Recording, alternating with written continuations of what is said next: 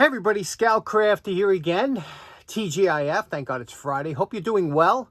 It's having a little bit of a warm spell here in Queens, New York, so I'm trying to keep them short because, it gets warm down the basement, and I got a couple things that I have to do upstairs, but couple things to talk about today. First of all, I want to start off by saying been very lucky. As you know, I have a lot of possums and raccoons and things like that come around my house here because I leave the cat food out and they like to nibble on that. Well, I think one of my possums might be pregnant, and I saw a baby possum, so I'm really excited about that. I love those animals. I mean, those possums are some of the best animals there. They don't carry rabies really, and they're just such gentlemen. Even my cats like them. Even my cats get a kick out of the possum. So I'm looking forward to, hopefully the one is pregnant, and I'll see that crawling around with a bunch of babies hanging on her, and maybe I can get one as a little pet. But today we're going to work on a couple things. First of all, I got a batch of tools at Elephant Trunk Flea Market, and a lot of you wanted to see a lot of them done. But one of I wanted to fix that Estwing hammer that's kind of twisted up. It's a little bent up. And then I wanted to get to the dividers. So let's see if we can knock those two out today. Kind of a short one today. Let's get started right away. Next up, we have these beautiful pair of dividers that, like I said, I paid a lot of money. I paid $5 for these, but these are really high quality ones. No bends in them. The only thing is, whoever put this on reversed it. So when you try and open it, it locks up. So it needs to go this way. But anyway, we're going to take it apart, put it in the Vaporust, and come back in about 12 hours, see how it looks. Here we have our $3 Estwing hammer that we bought. And, these are great hammers. The problem with this one is it's twisted. You could see here. And that's a pretty bad. I've never seen these mangled like this. This thing has really seen. See that twist in there? But the thing is, if you look down, and here's what you have to do. Look down here, and you see it straight up to here. So the twist happens after. What you have to do is you'll put it in the vise here, because it's all straight from here down, and then do your manipulation on top. And because we have the head up here, we can get a good purchase on there to twist it back. So let's see what we can do there. Now, as much as I would love to use the dake, anytime you have a twist, the best thing to do is to get a monster, the biggest wrench you have, and use leverage into a vise. That now you can see here we're twisting it. You're going to what's called tweak it.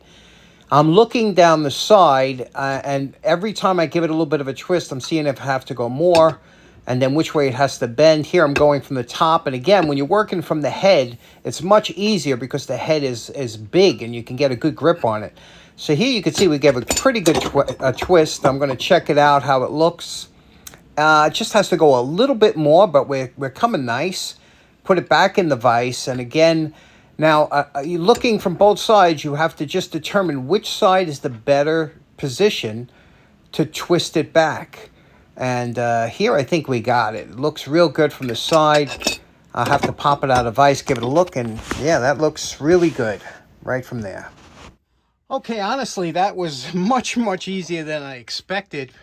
Let me show you how this looks now. You hold it like this and make sure it lines up. You see how that lines up down the shaft, and then you flip it around the same way. You see how that lines up straight down. So it's straight. Now what we have to do is address some of the rust. So let's put that in the Vaporust for a little while. Okay, here we are, day 2 of these 2 tools that we're doing. For the dividers, it's funny, I put it in the Vaporust, figuring I don't have to worry about any spring steel, because you got to be careful with putting any kind of spring steel in a Vaporust with vinegar. Apparently it makes it brittle. So I put it in, and then I was in bed last night, and I was going through the day in my head, and all of a sudden I went, uh-oh, there is a piece of spring steel, this piece here. So I ran downstairs, and I took it out of the Vaporust, and I gave it a hand wire brushing. That's how this finish came apart. You can see here the temper line. It's always amazing that the Vaporust brings out the temper line. This is tempered differently here than it is up here. And same thing with the hammer. The hammer, again, this is just from the Vaporust. You can see the temper line. You see that little line there? That's the difference This is hardened harder than the back here, or differently.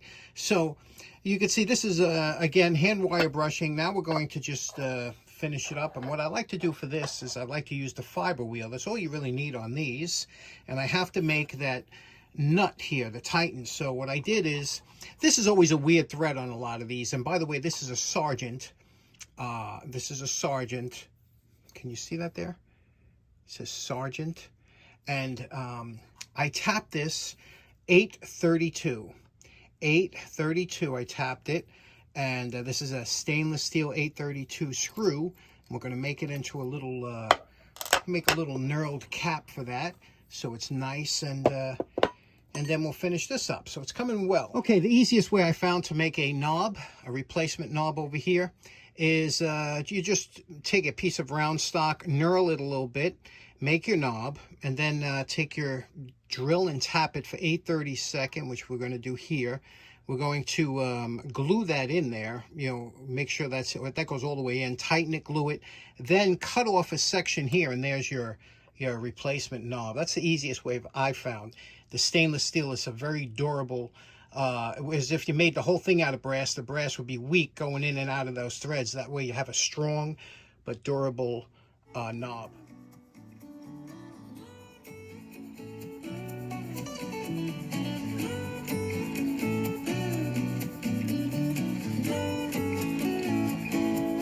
And you know my favorite part, remember what the dividers and the Estwing hammer looked like before we started.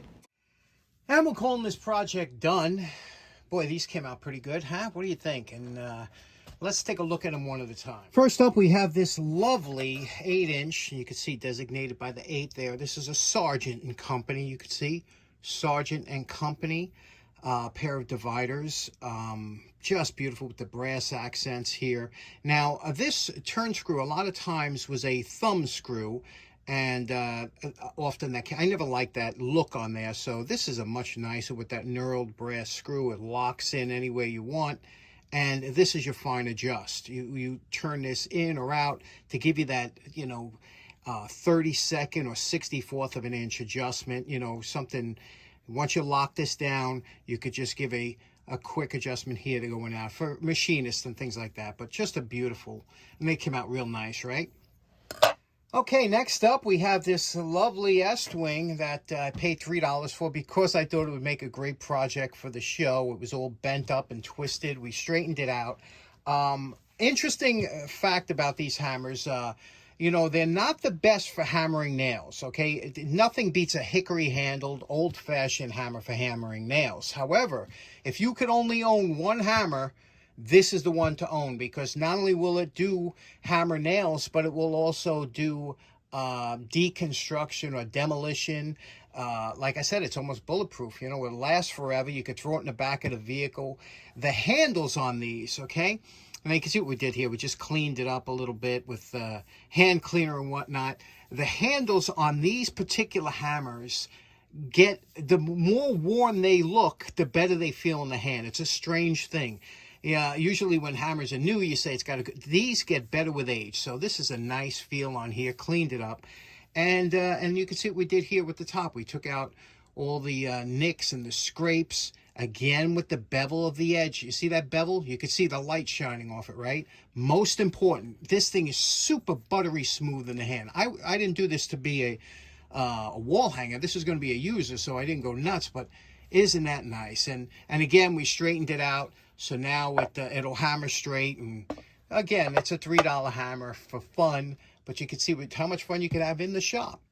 Okay, next up, buddy Dave from In and Out of Dave's is his channel, and he had a question, good question. He said, that hammer ram set that we just did this the other day, the ram set hammer. He said, is that the one that comes with the concrete drive kits? Because they do make kits for driving concrete fasteners. And John Fix, I think, used to be a sales rep for them, and he has a lot of information on his channel about that.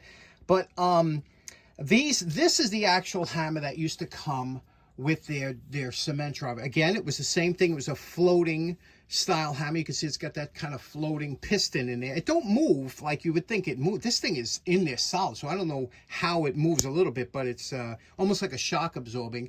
And again, this was another like $1 hammer that he picked up. But that's the tip that it comes with when you get it in the kit that this comes with for driving cement fasteners. So this is the ram set, that's for that one. But these two soft blows were meant just for, you know, a soft blow hammer or whatever, but this is the ones they made for soft blow. So hope that answers your question, Dave. Okay, so in closing, like I said, kind of a short one today, but I wanted to tell you one thing. I was looking, if you're a creator on YouTube or make videos on YouTube, if you go to the analytics part of YouTube, it will show you everything about your channel that you can't even imagine. And I don't like to do it too often because for some reason it kind of rubs me the wrong way. I don't know. Then you start second guessing everything you do. You're like, oh man, well, maybe I should do this. Maybe I should. Sometimes you just got to ignore it. But it tells you what videos are most popular, at what time of day most people are watching your videos, from what part of the world most of your videos are being viewed, how many people, how many subscribers you have in Bangladesh. It's the craziest thing ever. And it is shocking. Sometimes you look at that, you go, wow, somebody's watching me over there, or you're like, you know, most of my videos are being viewed between this time and that time. The funny thing is, 9 times out of 10, when I'm making my videos, like sometimes 2 a.m. in the morning, nobody's watching, you know? So it's like, and the most subscribers, surprisingly to me, are in the New York area to me. Maybe they're the only ones that understand my accent. But one thing I was looking at was I've always had about 6, or I just went up to 7% female viewership. So, you know, we're like 93% males out there. But I always thought, I said, oh, you know, I always felt bad for those, like only 6 or 7%. But I just looked it up because of my subscribers.